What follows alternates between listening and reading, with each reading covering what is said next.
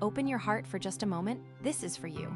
We're in the book of Mark, chapter 6, verse 19, and the word of God says, "So Herodias nursed a grudge against John and wanted to kill him, but she was not able to."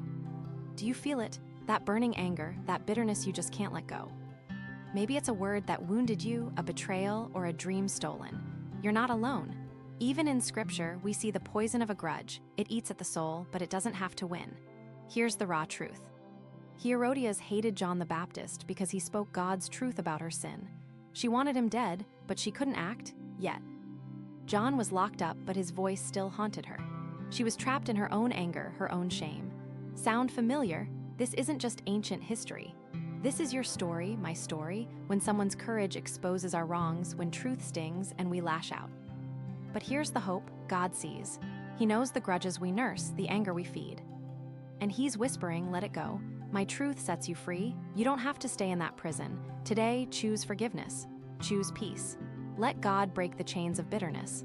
Father, we bring you every grudge, every wound. Heal us. Set us free. Fill us with your love so we can forgive as you've forgiven us. In Jesus' name, amen. Go now, walk in freedom. The best is yet to come. Hey friend, God is good. Spread his word. Make sure to like and share. Subscribe today. God bless you.